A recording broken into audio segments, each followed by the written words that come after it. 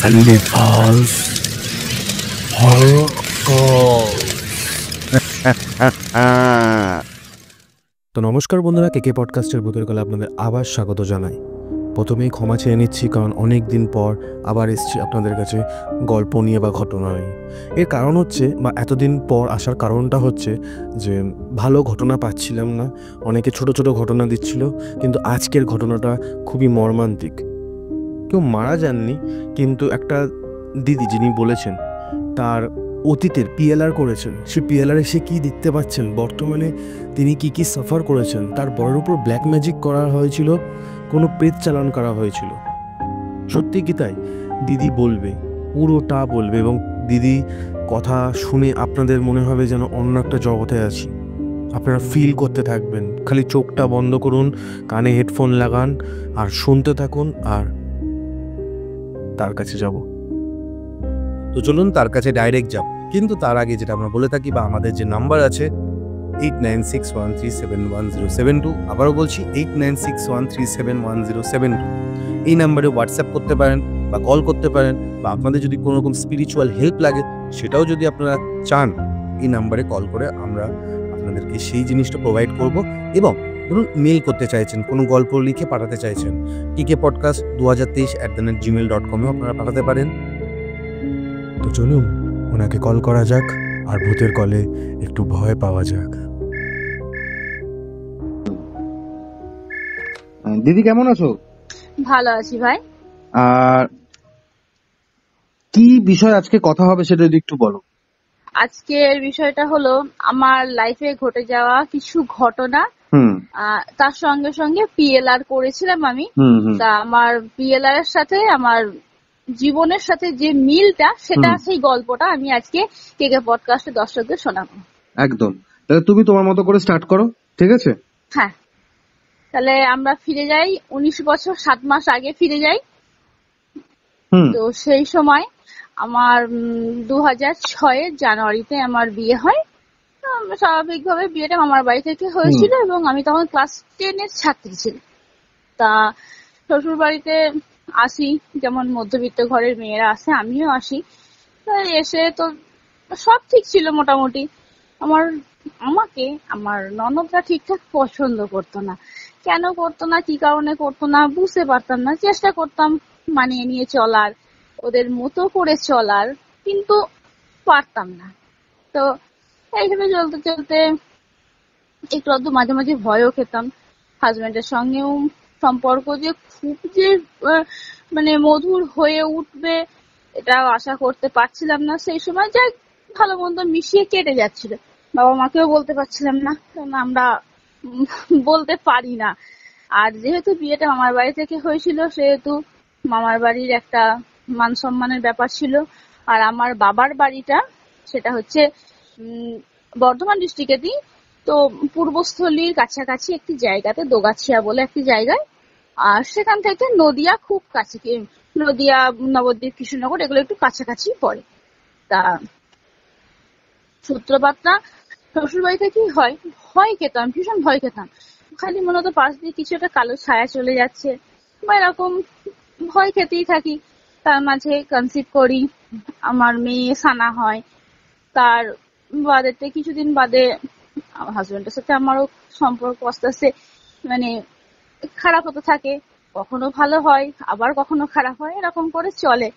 তো আমাকে তাও বলতে পারিনি যে এখন এরকম আমি থাকবো না বা কিছু। যখন দেখলাম যে এইসব হতে হতে তখন আমি একটা সময় দেখলাম না, আর হবে না। তো তখন মেয়েকে নিয়ে চলেও গিয়েছিলাম একটু রাগারাগি করে। তো সেখান থেকে আবার হাজবেন্ড আমাকে নিয়ে আসে, থাকি। থাকতে থাকতে এইভাবেতে বেশ কিছুদিন তখন আস্তে আস্তে কেটে যায়। কেটে যাওয়ার পরেতে অনেকদিন বাদেতে আবার সেম জিনিস, ওই সেম ভয় খায়। দিয়ে মা তখন আমাদের ওখানে এক পুরোহিত দাদুর কাছ থেকে এই মা কালীর কবচ নেয়, পরিয়ে দেয়। আসি, ভয় কেটে যায়। আবার এরকম মাস 3 বাদে বাপের বাড়ি যখন যাই, তখন মা এরকম পুরোহিত দাদুর কাছ থেকে কবচ দেয়, পরিয়ে দেয়, আর ঠিক হয়ে যায়। আমি জানি ঠিকঠাকই আছে, সব ভালোই আছে, আর ভয় খাচ্ছি না। দিয়ে এই করে করে চলতে থাকে। তো তখনও বুঝতে পারিনি যে এরকম পিছনে কিছু একটা হচ্ছে। কি হচ্ছে, কেন হচ্ছে, কি কারণে হচ্ছে, কিছুই বুঝতে পারি না। তারপরেতে অনেকদিন বাদে আবার আমার সেকেন্ড ইস্যু, আমার ছেলে যখন হয় তখনও ঠিক আছে, যখন 5-6 মাস মতো তখন আমার এক খুড়তুতো বোনের বিয়ে হয়। তো খুড়তুতো বোনের বিয়ে হয়, আমি আমার হাজবেন্ড সকলে গেছি। গিয়ে 2-3 দিন থেকে বাপের বাড়িতে থেকে তারপরে চলে আসি। আর আমাদের গ্রামের দিকে ঝাড়ফুঁক টুকটাক এগুলো একটু হয়ে থাকে। তো বাড়ি এসে কিছুদিন বাদে দেখছি ড্রয়ারেতে দুটো অর্জুন ফল, দেখলাম একটা কামরাঙা ফলের মতো। দেখি 3টে সুতো সেই অর্জুন ফলটা মানে ফুটো করে জড়ানো আছে। হাজবেন্ড দেখান, হ্যাঁ তুমি বলছিলে এটা তোমার কোমরে লাগার ওষুধ, তো এইটাই কি? তো তখন বললো না তো আমার কোমরে লাগার ওষুধ তো এটা নয়। তাহলে তো কি? জানি না। দিয়ে পাশের বাড়ির একটা বৌদি, সে ওই জল পোড়া দেয়, ঝাড়ফুঁক করে দেয়, বৌদিকে দেখাচ্ছি। বৌদি তখন বলছে, এই তুমি এটা হাত দিচ্ছ কেন গো এই অবস্থাতে, ফেলো ফেলো ফেলো। দিয়ে তখন আমার বড় ননদ সেটাকে ঝাঁট দিয়ে পুকুরের জলে ফেলে দেয়। তো তখনও বুঝতে পারিনি যে এটা আমার জন্যই করা আছে, কে করেছে, কারা করেছে, যে কি জন্য করেছে কিচ্ছু জানি না। তারপরেতে আস্তে আস্তে তখন 7 মাস 8 মাস হয়। হওয়ার পরে তো ডাক্তার দেখাতে যাচ্ছি, যখন রেগুলার ডেলি চেক আপের জন্য যাই, তখন ডাক্তারবাবু তখন বলছেন যে তুমি ওষুধ টষুধ ঠিকঠাক খাচ্ছ না, তোমার শরীরে রক্ত কম কেন? আর যে কেন তো আমি জানি না। তো আমি তো ওষুধ ঠিকঠাকই খাচ্ছি, আয়রন ট্যাবলেট খাচ্ছি, সব খাচ্ছি, খাবার দাবার খাচ্ছি, তাও বুঝতে পারছি না শরীরে এত কেন রক্ত কম, অথচ প্রেশার হাই। দিয়ে বাড়ি আসি, মাকে ফোন করি, মাও তো টেনশন করছে। যতই হোক মা মেয়ের কথা অনেক রকমই হলো। যে মা বললো আমার কাছে, বাবা তুই চলে আয়, আমি দেখে নেবো বাকিটা। মায়ের কাছে গেলাম, সেখানেতেও গিয়ে মা আমার গুরুজির কাছ থেকে একটা কবচ, মহামায়ার কবচ হাতে দেন, সেটাকেও পড়ি। যাই হোক, হসপিটালাইজ হই। যখন ডেলিভারির সময় তখনও ডক্টর বলছেন রক্ত লাগবে, 2 বোতল রক্ত আমার শরীরে দেয়া হয়, তারপরে সিজার হয়। ঈশ্বরের কৃপায় আমরা মা ছেলে দুজনাই ভালোভাবেই থাকি। তো প্রবলেমটা তখনও কিছু বুঝতে পারিনি। তারপরে ঠিকঠাক ভাবে বাড়ি আসি, বাড়ি আসার পর শ্বশুর বাড়িও আসি। শ্বশুর বাড়ি ছেলেটাকে নিয়ে আমি 37 দিন বাপের বাড়িতে শ্বশুর বাড়ি চলে আসি। তো সেখানে থাকার পর যে মাস 5-6 যেই হয়ে যায়, আমাদের মেয়েদের যে প্রবলেম হয়, পিরিয়ড স্টার্ট হয়, সে বন্ধ আর হচ্ছে না। ডাক্তার দেখাচ্ছি, ডাক্তার এতে সব রকম চেক আপ করলো ডাক্তারে। তো ডাক্তার তো কিছু পেলো না। শেষকালে উনি একটি রিপোর্ট দিলেন যে ঠান্ডা লাগার কারণে শরীর রক্ত ধরে রাখতে পারছে না। তো একটু অবাকই হলাম, ঠান্ডা লাগার কারণে শরীর রক্ত ধরে রাখতে পারছে না, তার জন্য এই রকম। যাক, তবু সাবধানে থাকলাম। থাকার পরেতে আমাদের এখানেতে হোমিওপ্যাথি ডাক্তার একবার দেখালাম। জৌগ্রাম বলে একটি জায়গা আছে, সেখানে হোমিওপ্যাথি ডাক্তারবাবু আছেন, সেখানে দেখালাম। ওনাকে আমি কাকু বলে ডাকি। তো দেখানোর পরে উনি ওষুধ দেন, আস্তে আস্তে সুস্থ হয়ে যায়। তারপর মা কিছু মানে কবস্থাবি একটু দিয়ে আমাকে ভালো টালো করলো। এবার যা হোক, এইভাবে তো কেটে যাচ্ছে, চলছি। চলতে চলতে তারপর আবার সেই হাজবেন্ডের সাথে প্রবলেম শুরু হয়। খিটমিট একটা আওয়াজ, মানে বাড়িতে সবসময় শুনতেও পায়। আর ও বাড়ি এলে ওর সঙ্গে কিছু না কিছু তোমার অশান্তি লেগেই থাকে। যে কি ধরনের হচ্ছে, কেন হচ্ছে বুঝতে পারছি না। রাত্রেতে শুই, ঘুমের মধ্যে অদ্ভুত স্বপ্ন দেখি। আর কেন দেখছি, কি জন্য সবসময় দেখছি, ওই জন্য আমার কাছ থেকে ছেড়ে চলে যাচ্ছে, আমি একটা ঘরে বন্দি আছি, এরকম নানান রকম স্বপ্ন দেখি। ওকে বারবার ডাকি, ডেকে তোলাই, জানো আমি এরকম দেখলাম। আমার তোমার মাথাটা গেছে, তুমি সবসময় এরকম দেখো, ভাবো উল্টো পাল্টা, সারাদিন ঘুমাও। যাই হোক, আবার ঘুমিয়ে যাই, পরের দিন সকালে কাজকর্ম করি। আবার রাত্রিতে যখন শুই, ওই এক স্বপ্ন। মানে তখনও বুঝতে পারিনি যে আমার সাবকনসিয়াস মাইন্ডকে কেউ নক করে জানাচ্ছে আমার সামনের দিন কি কি হবে। তো তারপরে আস্তে আস্তে বেশ কিছুদিন চলে গেল। তারপর ছেলেও তখন বড় হচ্ছে। শ্বশুর মশাই হঠাৎ করে দেহ রাখলেন। উনি মুখ বধির ছিলেন, কথাও বলতে পারতেন না, কানে শুনতে পারতেন না। তো মারা যান। স্বাভাবিকভাবে ননদরা আসে, 3 দিন ওরা এই বাড়িতে খাওয়া দাওয়া করে রাত্রিতে। আর একটা কথা বলতে ভুলে গেছি, আমার বড় ননদের বাড়ি আমার দুটো বাড়ির পাশেতেই। বড় ননদের লাভ ম্যারেজ হয়, তো এখানেই থাকে, 3 রাত্রি খাওয়া দাওয়া করে। 3 দিনের দিন মানে শেষ যেদিনকে হবে সেদিনকে বাড়িতে ডাল সিদ্ধ, খই এইসবগুলো খাওয়া দাওয়া করছে। সেই সময় আমার হাজবেন্ড কিছু টাকা গুনছিল, কেননা বাবার শ্রাদ্ধ শান্তিতে কাজে লাগবে। তো সেদিন একটা কি জিনিস খুব খারাপ লেগেছিল, বলছি ভাই তোর এত টাকা, মানে ওদের নজরটা একটু সেদিনকে যেন অন্যরকম লাগলো, যেটা আমি বুঝেও মানে কোনোদিন গুরুত্ব দিইনি। এত টাকা ভাই, অনেক টাকার বান্ডিল কয়েকটা পাই, 1-1.5 লাখ টাকার মতো টাকা গুনছিল, কেননা শ্বশুর মশাইয়ের কাজের জন্য খরচা করতে হবে, তো সেই জন্য এত টাকা বাবা দেখলে বাবা কি খুশি হতো ভাই, তুই বাবাকে এরকম কোনদিন দেখাসনি, বলিসনি, আমরাও তো জানি না ভাই তোর এত টাকা আছে বলে। সেদিকে যাই হোক ওরা খাওয়া দাওয়া করে চলে গেল। আমার মনে সেই কথাটা সব সময় বাজতেই থাকলো, দিদি ভাইরা এমন কেন বললো, এমন কেন বললো। যাক চলছিল, কাজকর্ম সব মিটলো। তারপরে এই হইতে চলতে চলতে হাজবেন্ড এক্সট্রা ম্যারিটাল অ্যাফেয়ারে জড়িয়ে পড়লো। যখন জানতে পারলাম ভীষণ ভেঙে পড়েছিলাম যে আমি এত অ্যাডজাস্ট করলাম, এইভাবে মানিয়ে নিয়ে চলতে থাকলাম, সকলকে আপন করে নিলাম, তার সত্ত্বেও মানুষটা এইভাবে ঠকালো। তো মানে এত কান্নাকাটি করতাম, তারপরে না এইভাবে কাঁদলে তো চলবে না, আমার সংসার চলবে না, সন্তানগুলোকে মানুষ করতে পারবো না, বড় করতে পারবো না। আমার সব থেকে কাছের বন্ধু আমার মাকে জানালাম, দিয়ে মা বললো ঠিক আছে আমি দেখছি। দেখার কিছুদিন বাদে মা এলো। তো মা যতদিন না ততদিন আমি কি করতাম, রাত্রের দিকে মেডিটেশন করতাম, কেননা আমার মনে হতো মেডিটেশনটাই একমাত্র রাস্তা যেটা আমাকে কষ্ট থেকে মুক্তি দিতে পারে। আর ওই যে চোখের সামনে অদ্ভুত স্বপ্নগুলো আসতো না, মেডিটেশনটা করার ফলে কি হলো, স্বপ্নগুলো আরো স্পষ্ট হতে শুরু করলো। দিয়ে হঠাৎ করে হাজবেন্ড একদিন বললো আমি এ ঘরে শোবো না, আমি বাবার ঘরে শোবো। ওর বালিশ টালিশ নিয়ে ও ঘরে শুতে চলে গেল। ঠিক আছে, ঘর আলাদা হয়ে গেল, বাচ্চাদেরকে নিয়ে আমি এ ঘরে শুই। মা এসে বোঝালো, বললো ঠিক আছে আমি শুধরে যাব, এরকম করে থাকলো। দিয়ে আবার মা চলে গেল। দিয়ে আমার সাথে এই নিয়ে আরো অশান্তি হলো। হাজবেন্ড তখন আমার উপর টর্চার করতে শুরু করলো। টর্চার মানে এতটাই টর্চারের মাত্রা বেড়ে গেল, আর কি বলবো, যা হয়। তো টর্চার হতে হতে তখন মাকে একটু একটু শোনালাম, মা এরকম এরকম হচ্ছে, আমি কি করব বুঝতে পারছি না। মা বলছে ঠিক আছে আমি যাচ্ছি। মা আবার শ্বশুর বাড়িতে এলো, গার্জেন হিসেবে কাকে বলবে, তখন বড় ননদকে বললো। ওরা কি করলো, মাকে আশ্বাস দিল ঠিক আছে আমরা ভাইকে বোঝাবো, বলবো।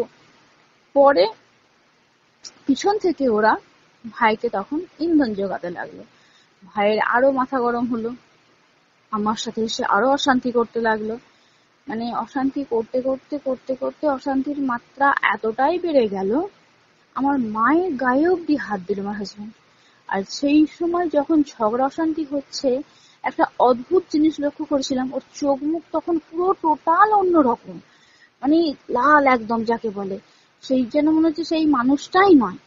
কিন্তু অথচ এ কিন্তু মানে মানে মানুষ হিসেবে ভীষণ ভালো, কিন্তু যদি ও দিদিরা যদি কিছু না বলে বা ওকে যদি ইন্ধন না যোগায়, ও কিন্তু কোনোদিন খারাপ ছিল না।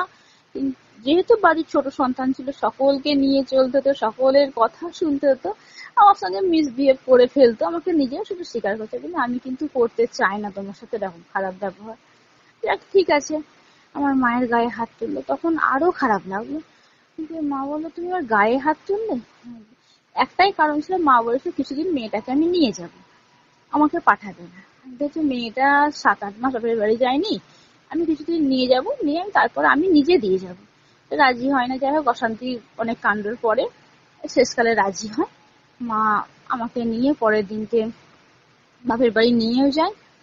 নিয়ে গিয়ে সেখানে একটা আমাদের ওখানেতেই গ্রামেতেই পাশের কয়েকটা গ্রাম পর, পাশের গ্রাম না কয়েকটা গ্রাম পর, চোদপুর বলে একটি গ্রাম আছে, সেই গ্রামেতে মা অলরেডি আগে সে জায়গাতে গেছিল, আমি জানতাম না। মা আমাকে যাবার পর বলল যে বাবা আমি এক জায়গায় গেছিলাম, তো তোকে না জানিয়ে গেছিলাম। তা ওখানে তো সব ঘটনা বললো। আর তখন আমার বিয়ের 18 বছর মানে কমপ্লিট হয়েছে। তারা হচ্ছে 18 বছর ধরে তোর সাথে যা যা হয়েছে ওখানে কিন্তু সব ঘটনাগুলো সত্যি কথা বললো। তো তুই কি কিছু বুঝতে পারতিস তোর উপর কেউ কিছু করতো বা কিছু? আচ্ছা না তো। বলছে হ্যাঁ, ওখানে এটাও বললো যে তুই ঠাকুর দেবতা পুজো টুজো করিস বা ঠাকুরের উপর অগাধ বিশ্বাস বলে তোকে কিছু সেইভাবেতে ওরা মানে ব্ল্যাক ম্যাজিকটা কাজ করতে পারছে না। তা আমাকে যে কে করছে কারা করছে সেটা তো ওরা পার্টিকুলারলি ভাবে নাম বলবে না। তা চল তোকে আমি একবার নিয়ে যাবো। তো ওখানে নিয়ে যাওয়ার পর ওই বাড়ি থেকে সবকিছু কথাবার্তা বললো। আর হ্যাঁ, তার কিছুদিন আগে থেকে আমি ওই বাড়ির মা কালীর মুখটা আমি দেখতে পাচ্ছিলাম। তা মাকে আমি বললাম, মা আমি তো তখন রাস্তা দিয়ে মা আর আমি যাচ্ছি, টোটো গাড়িতে যাচ্ছি। তো মাকে বলছি, মা ওই যেখানে যাচ্ছি আমরা সেখানে মায়ের মুখটা কি মা কালী আর মা কি মানে শ্যামা মা? মা তখন বললো, হ্যাঁ তুই কি করে জানিস? না আমি না কিছুদিন রাত্রিতে খালি শ্যামা মাকে দেখছি আর মায়ের চোখে জল দেখছি, খালি মানে মা যেন আমাকে দু হাত তুলে ডাকছে। তো ঠিক আছে চল না, তুই ভালো হয়ে যাবি। তো ওখানে গিয়ে আর একটা জিনিস আমি জানতে পারলাম, আমার উপর আমার ছোট নন্দায়ের একটা মানে খারাপ দৃষ্টি ছিল। তা ওর স্বার্থ চরিতার্থ করতে পারিনি। ওরা সকলে মিলে চাইছিল যে আমি এই বাড়ি থেকে চলে যাই। তা আমি ছাড়িনি বাড়ি একটাই কারণ, আমার সন্তানদেরকে আমি ভাঙা ফ্যামিলি বা ব্রোকেন ফ্যামিলি আমি দিতে চাইনি। আমি চাইতাম যে ওরা নিজের বাড়িতে থাকুক, সুস্থ স্বাভাবিকভাবে বড় হোক। যার জন্য আমি শ্বশুর বাড়ি, আমি যা খুশি বলুক, আমি শ্বশুর বাড়ি আমি ছাড়বো না, তাতে আমার যত কষ্ট করতে হবে। দিয়ে ওখানে গেলাম, উনি তো সমস্ত ঘটনা উনিও বললেন। মানে এমনই কপাল, ওখান থেকে বাড়ি আসি, উনি মাঝে একদিন বাদে তারপরের দিন যেতে বলেন। আর উনি ওই বাড়িতে যিনি মানে মায়ের সেবা করতেন যে মাসিমণি, হঠাৎ উনি অসুস্থ হয়ে পড়েন। এমনই অসুস্থ যে ওনাকে হসপিটালাইজ করতে হয় এবং ওনার গলব্লাডারে পাথর হয়, সেটাকে অপারেশন করতে হবে। ঠিক আছে, এখন ওনার সাথে যোগাযোগ করা যাবে না। মা আবার শ্বশুর বাড়ি আমাকে ফেরত দিতে হলো। চল তোকে রেখে আসি, না হলে আবার অশান্তি হয় বাবা। আর আমি যখন শ্বশুর বাড়ি আসতাম তখন আমার ছেলেটাকে নিয়ে বাসে আসতে খুব অসুবিধা হতো। আমরা ট্রেন দিয়ে আসতাম, পূর্বস্থলীতে ট্রেন চাপতাম, কাটুয়া এসে কাটুয়া থেকে ট্রেন চেপে কাটুয়া বর্ধমান লোকাল ধরতাম। আর সেই ট্রেনটায় 9:40 আমাদের ঝাপানডাঙ্গায় এসে ট্রেনটা থামে। সেদিনকে হাজবেন্ডকে ফোন করি, ও বলে যে আমি 9:40 ট্রেনেতে হাওড়া যাবো। ঠিক আছে, তাহলে আমরা ওই ট্রেনটাতেই নামবো, তোমার সাথে দেখা হবে, মানে ঠিক আছে তোমরা এসো। তখন যে ওটা যে সম্পূর্ণ একটা অন্য মানুষ, আর আগে যে অশান্তি হয়েছে সেই মানুষটার সাথে কোনো মিল নেই, না কথায় মিল, না কাজে মিল, কিচ্ছু মিল নেই। এমনকি ও হাওড়া যেতে গেলে ট্রেনের সামনের কম্পার্টমেন্টে চাপটা আমরা পিছনের দিকে চেপেছিলাম। আমাদের জন্য পিছন দিকে গেছে, চাবি দিয়েছে বাড়ির, যাও তোমরা বাড়ির চাবি নিয়ে বাড়ি যাও। মাকেও তখন বলছে মা ভালো আছেন। দিয়ে মায়ের তখন আরো সন্দেহটা জোরালো হয়ে গেল। মা বলছে যে সেদিনকে আমার সাথে যে ছেলেটা আমার গায়ে হাত তুলতে এলো, যে এত অশান্তি করলো, আর আমার মা আমার হাজবেন্ডকে প্রচুর স্নেহ করতো, এখনো করে মা। তো যাই বা হোক, চাবি নিয়ে বাড়ি এলাম। হঠাৎ করে বাড়ির গেট খুলছি, দেখছি একটা কালো ছায়া সট করে বেরিয়ে গেল। মানে গাটা তখন শিরশিরিয়ে উঠল, কি হলো? কাউকে কিছু বললাম না, বললে যদি সবাই ভয় খায়, কিছু বলিনি। বাড়ি চলে গেলাম, বাড়ির ভিতরে ঢুকলাম, ঢুকে মা দুপুরে ঘুমাচ্ছে, মা ঝেড়ে মেরে হঠাৎ উঠে পড়লেন। মা কি হলো? মা বলছে যে দেখ না, মনে হচ্ছে যেন আমাকে কেউ ঠেলে তুলে দিল বিছানা থেকে, আর খালি বলছে বেরো এখান থেকে। দিয়ে মা তো ভীষণ কান্নাকাটি করতে লাগলো, তোকে আমি কোথায় দিলাম, কিভাবে থাকবি না থাকবি কোনো ঠিক ঠিকানা নেই, কি করবো তোকে নিয়ে। মাও কাঁদছে, আমিও কাঁদছি। মেয়েটা তখন বড় মতোই হয়ে গেছে, ছেলেটা তো ছোট, ছেলেটা ঘুমাচ্ছে, মেয়েটাও কাঁদছে। দিদিন আমরা কি করবো, এরকম পরিস্থিতিতে আমাদের কে আছে? দিয়ে একমাত্র আমার মামার বাড়ি থেকে আমার সকালে খোঁজ খবর নিত, আমার মেজ দিদিও মাকে ফোন করতো। আর আমার মায়ের নাম পুরবী, তো মেজ দিদিও মাকে পুরো করে ডাকতো। মা দাঁড়া আমি মেজো মাকে ফোন করি। মা মেজ দিদুকে ফোন করে। মেজ দিদু তখন হঠাৎ করে মাকে বলছে বলছে পুরো তুই এক জায়গায় যেতে পারবি কি, সেখানে গেলে না তোর সব সমস্যা থেকে তোরা বেরিয়ে আসতে পারবি। তখন মা বলছে যে ঠিক আছে বলো, আমি আমার মেয়ের জন্য যেখানে খুশি যেতে পারি। বাপিকে ফোন করলো, বাপি বলছে হ্যাঁ ঠিক আছে তুমি বাড়ি এসো, বাড়ি এসে তুমি যাও। মেজদিদুর এক আত্মীয়ের বাড়িতে, আমি নাম টাম কিছু বলছি না, তো জায়গার নামও বলছি না, তো সেই মাসিমণির বাড়িতে মা যায়। তা সেই মাসিমণির মেয়েকে আমি অনেক ধন্যবাদ জানাই ওদের কাছে। আমি চির কৃতজ্ঞ থাকবো, আমি আমার মা কৃতজ্ঞ থাকবো সারা জীবনের জন্য। মাসিমণি সেই মুহূর্তে যদি আমাদের ঘরে সাহায্য না করতো আমরা ভেসে যেতাম। তো মাসিমণির বাড়িতে আমি, যিনি আমাকে এইসব থেকে মানে মুক্ত করেছেন, আমার মণিমা বলে ডাকি ওনাকে আমি, তো সেই মণিমা সেদিনকে আসেন। মা সেখানে গিয়ে ওনার সাথে কথা বলেন, বলার পর মণিমা সবকিছু শোনেন, শুনে টুনে বলেন ঠিক আছে আমি আপনার মেয়ের সাথে কথা বলবো। মণিমা যখন ফোন করে আমাকে, তখন মণিমা তো আমাকে সমস্ত কথা বললেন, মানে এ টু জেড উনিও সমস্ত বললেন। আর উনি একটা কথা আমায় জিজ্ঞাসা করেছিলেন যে লীনা তুমি ছাদেতে কিছু শব্দ শুনতে পাও?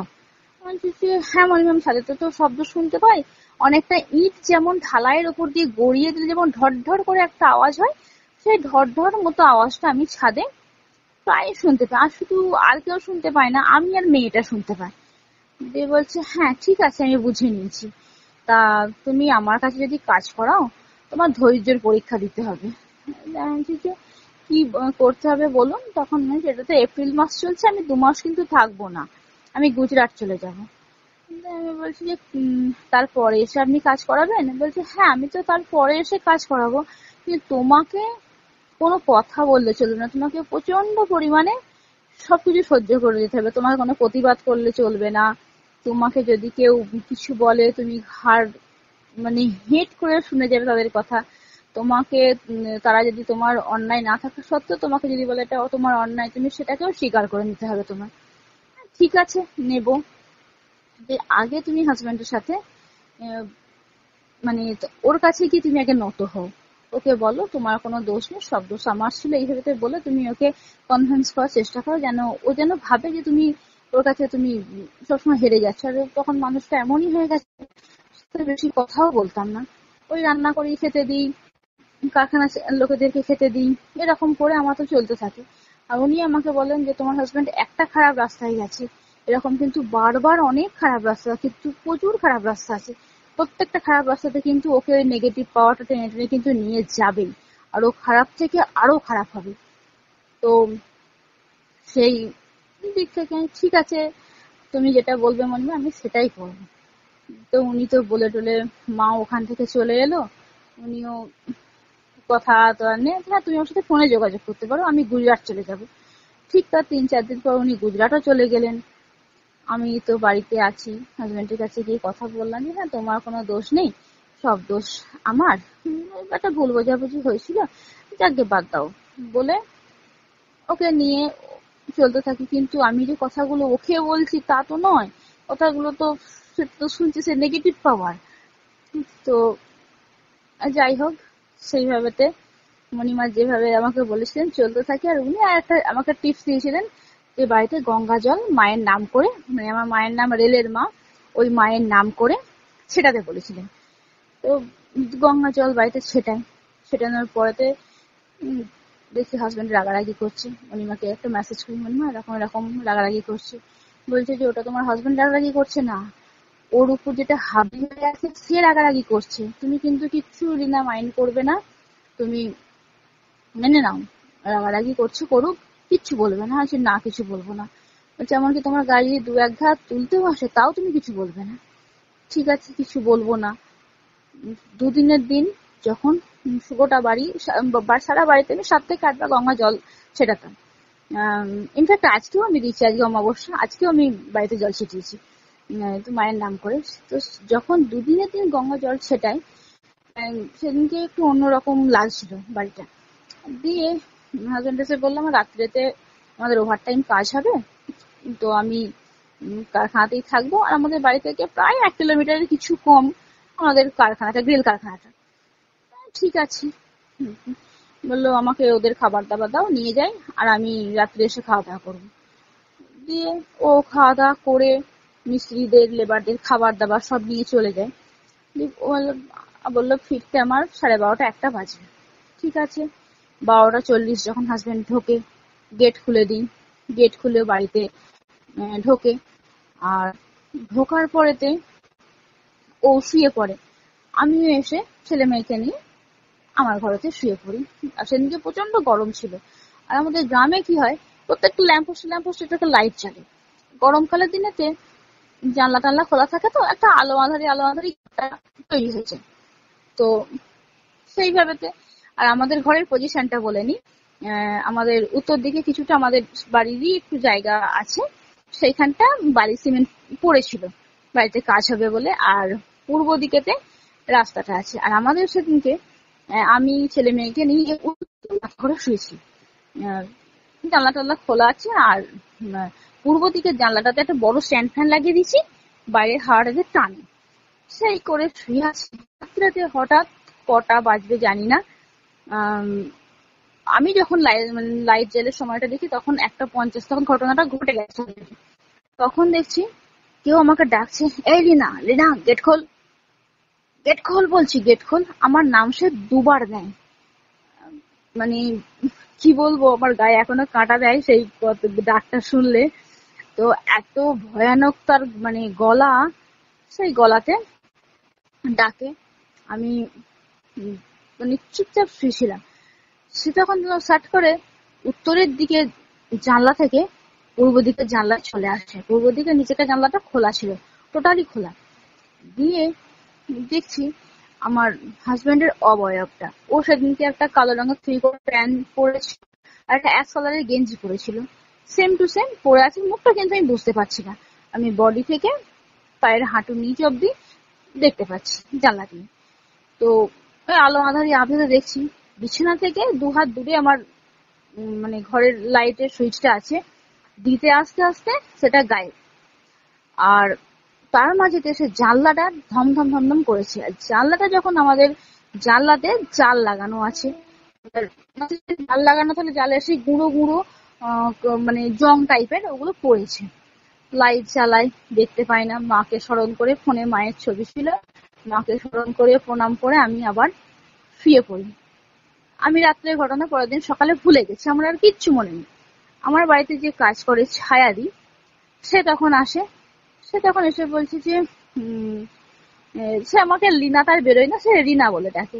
রিনা দেখ এখানে এত জালের গুঁড়োগুলো পড়েছে কেন রে, জং জং, তুই কি কিছু করেছিস? আর ও তখন ঝাড় দিতে দিতে জিজ্ঞাসা করে, না তো আমি তো ওখানে কিছু করিনি, তুই দেখ না ঘর ভর্তি নোংরা, এত নোংরা সকালবেলাতে। তখন আমার মনে পড়লো রাত্রের ঘটনা। আছে ও ছায়াদি এরকম রাত্রিরে হয়েছে। বলিস কি? আচ্ছা হ্যাঁ।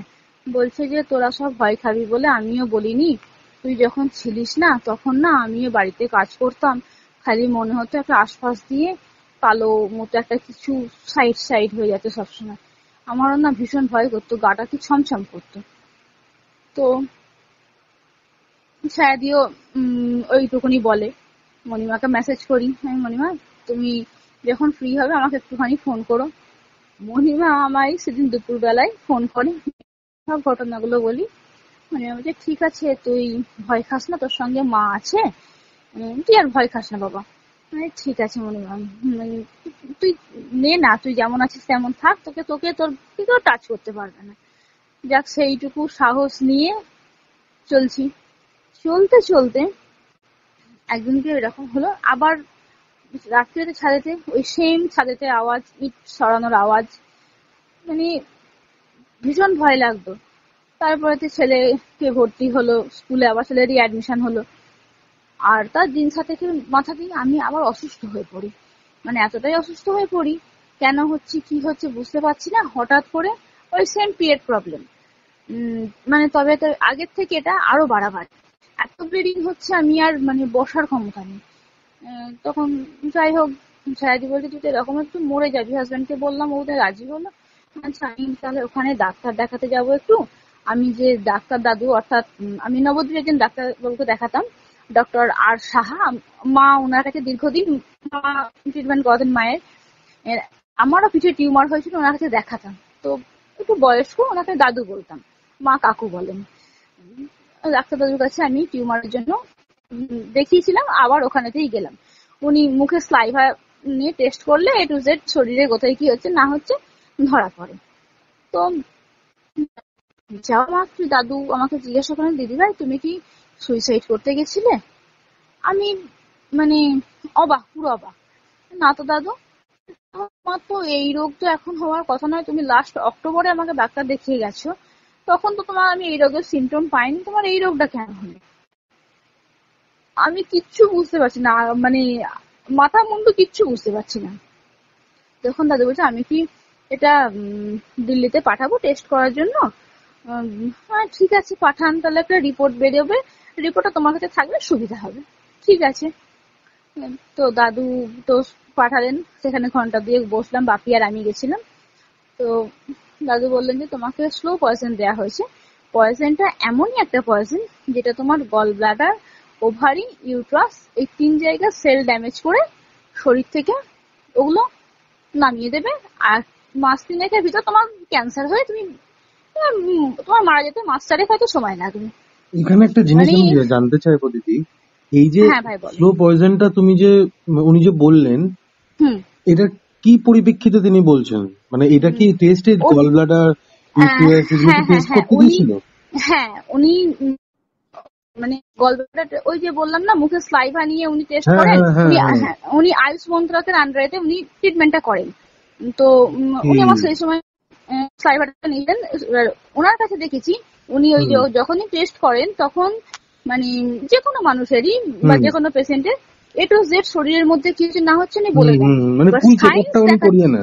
হ্যাঁ, সায়েন্স দেখাচ্ছে আমার শরীরে পয়জন গেছে, আর সেটা এদিকেতে আসছি সেটা পরে। তো উনি এইভাবে বললেন, মানে বাপি তো পুরো এখানেতেই হয়ে গেছিল। আমি বলছি আমার মেয়েকে এইভাবে, মানে বাপি কান্নাকাটি, বাপি কেঁদো না, আমি ঠিক সুস্থ হয়ে যাবো। কেন জানি তখন আমার মনের মধ্যে একটা অদ্ভুত পাওয়ার কাজ করছে। তো ফিরে এসে মণিমাকে বলি, মণিমা বললো তুই চিন্তা করিস না বাবা, তোর কষ্ট হচ্ছে তো ওষুধ খাচ্ছিস? হ্যাঁ, তুই মাকে স্মরণ কর, মায়ের স্নান জল খা, আর তোকে কিচ্ছু করার দরকার নেই, যা করার আমি এখান থেকে করবো, কারোর ক্ষমতা নেই তোর চুলের ডগেতে হাত দেবে। ঠিক আছে। তো মণিমা আর একটা কথা আমায় জিজ্ঞাসা করেছিলেন সেই সময়, বললো বাবা তুই কি কিছু বাইরের খাবার খেয়েছিস? বাইরের খাবার বিশেষ করে কলা বা কচুরি তরকারি টাইপের। যে মনে করতাম কলা তো মণিমা আমি খাইনি সেভাবে, আর কচুরি তরকারি তো সে তো বহুত দিন আগে, আমাদের টুকটাক অল্প জমি জায়গা আছে, তো সেগুলো চাষ হয় যখন, তখন আমার হাজবেন্ড যখন চাষ করতো, আমি আলুর বীজও কেটেছি একটা সময়। তো হ্যাঁ, যখন আলুর বীজ কাটা হয় তখন সেদিনকে আমাকে ও বলেছিল যে না তোমাকে জলখাবার করতে, জলখাবার আমি নিয়ে আসছি। আমি সেই দিনকে একটু বাইরের খাবার খেয়েছিলাম, পেটাই পাওয়াটা খেয়েছিলাম। দিয়ে বললো ঠিক আছে আমি যা বোঝার বুঝে নিয়েছি। তো মণিমার সাথে মানে ফলে থাকতাম, মাঝে মাঝে উনি আমায় মানে অনেক কিছু জিজ্ঞাসা করতেন, বলতাম, উনি কিছু টিপস দিয়েছিলেন সেগুলোও করলাম। ওষুধ ডাক্তারি ওষুধও খেলাম, উনি যেগুলো বললেন সেগুলো করলাম। যাই হোক আমি মাসের মধ্যে ভালো হয়ে গেলাম। উনি আমায় তারপরেতে ফিরলেন, বললেন বাবা আমি ফেরত এসেছি। উনি জুলাই মাসের 20 জুলাই উনি কাজ করেছিলেন, 18 জুলাই বাদ দিয়ে 19 জুলাই উনি জিনিসগুলো আমাকে দেবেন, মায়ের মারফত আমার কাছে আসবে জিনিসগুলো। তো মাকে বললেন যে জায়গায় পুরোহিতি যা হয়েছিল তুমি সেই জায়গাতে আরো আসতে পারবে? মা বললো হ্যাঁ আমি মেয়ের জন্য আমি সবকিছু করতে রাজি আছি। বলছি যে ঠিক আছে তুমি এসো, আমি তোমার জিনিসগুলো দেবো। মা জিনিসগুলো আনতে গিয়ে একটা এমন অদ্ভুত ঘটনার মধ্যে মা পড়েছিল, মা যে প্রাণে বেঁচে এসেছে এটাই অনেক। বা আমি মাকে হারিয়ে ফেলিনি, এটা মানে আমার কাছে আমার রেলের মায়ের মানে সব থেকে মানে বড় আশীর্বাদ। তার যাই বা হোক, সেই রোগ যখন আমার রোগ সজ্জায় যখন আমি পড়েছিলাম, মানে এক সময় এমন গেছে আমি কান্নাকাটি করছি, আর আমার এই রেলের মা যেন মনে হচ্ছে আমার পাশে, আমি মানে ফিল করছি এবং আমার ফিলটা স্ট্রং একদম, মানে মনে হচ্ছে মা যেন মাথায় আমার হাত বোলাচ্ছে, আমি কান্নাকাটি করছি, মা আমার চোখের জল মুছিয়ে দিচ্ছে। আর যেমন আমার গর্ভদায় মানে কি জন্মদায়িনী মা যেমন আমাকে যেমন স্নেহ দেন, আমার মা আমাকে ঠিক যেন পাশে বসে আমাকে উনি সেই স্নেহতে উনি আমার শ্বশুর বাড়িতে আমাকে খালি বলতে, তুই ভালো হয়ে যাবি বাবা, তুই ভালো হয়ে যাবি, তুই দেখ তুই ঠিক ভালো হয়ে যাবি। দেখ আমি আমার দুই মা কেন বলবো, 3 মায়ের আশীর্বাদ আমি 5 তারিখের মধ্যে সুস্থ হয়ে গেলাম। আর সুস্থ মানে একদমই পুরোপুরি সুস্থ হয়ে গেলাম। আমার ডাক্তার দাদুর ওষুধ তো ছিলই। তো মা যাই হোক ওই জুলাই মাসেতে জুলাই মাসে তখন আমি প্রায় মানে 99% সুস্থ। তো মা আমাকে বললো, বাবা আমি তাহলে মেমারি স্টেশন অব্দি যাবো, তোমার বাড়িতে আমি যাবো না। ঠিক আছে আমি মেমারি স্টেশনে যাবো, আমাদের বাড়ির কাছাকাছি মেমারি স্টেশনটা পড়ে। আমি কানলা থেকে আমি ট্রেনে চাপবো, ট্রেনে মেমারিতে নামবো। ঠিক আছে মা আসবে জানি। মা আমায় বললো, তুই চলে এসেছিস? হ্যাঁ আমি চলে এসেছি।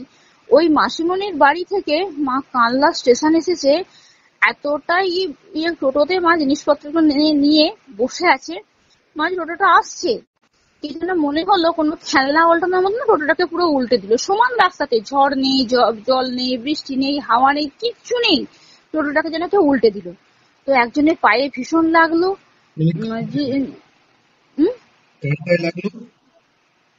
পায়ে অন্য একজনের পায়ে লেগেছিল। মায়ের কিন্তু কোনো ক্ষতি হয়নি, আমার মায়ের কোনো ক্ষতি হয়নি। তো মায়ের সামান্য একটু চোট লেগেছিল।